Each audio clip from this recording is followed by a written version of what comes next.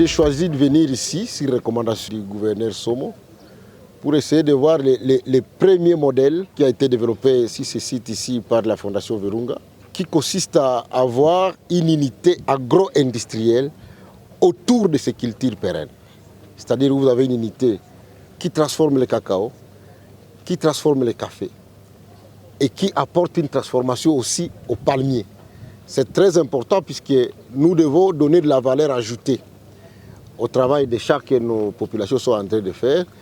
Et donc, comme nous sommes dans ce grand agenda de transformation agricole qui est appuyé par la Banque africaine de développement, nous voulons avoir un modèle qui marche.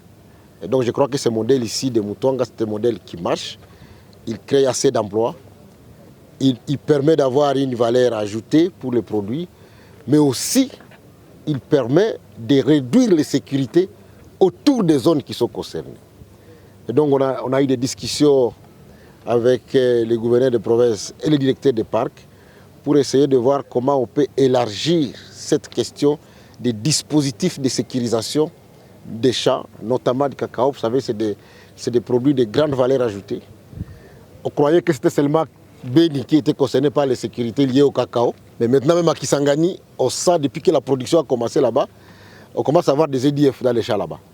Donc ça veut dire que c'est une denrée à très forte valeur ajoutée. Il faut absolument qu'elles soient accompagnées par un système de sécurisation des champs, système de sécurisation des paysans qui concourt à la sécurité et à la paix à la République démocratique du Congo.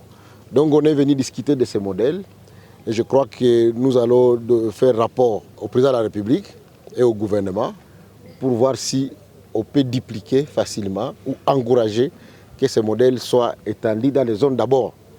La première partie des zones qui sont affectées par les sécurités et qui sont à fort potentiel de production de café, de cacao et de palmiers. Oui. Nous sommes satisfaits du travail qui est fait de ce côté par la Fondation Virunga et par Demerod. Et nous croyons que ça doit continuer dans la même direction. Je vais donc profiter de ce moment pour demander à la population de répondre massivement à l'appel que nous avons lancé, celle de s'impliquer encore une fois de plus dans la production de café, de cacao et de palmiers. Ce sont les trois premiers que nous avons faits.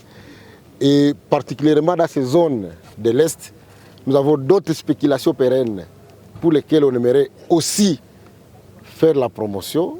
C'est la papaye, c'est le kengina, la vanille. Et nous sommes très contents que nous sommes à Mutonga, la zone pionnière qui a été pionnière pour le cacao, la zone qui a été pionnière pour la papaye. Et je crois que toute cette chaîne de valeur peut être développée dans ce sens. Nous, peuple congolais, cultivons la terre, récoltons la vie.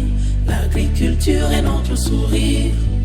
Révolution agricole agressive.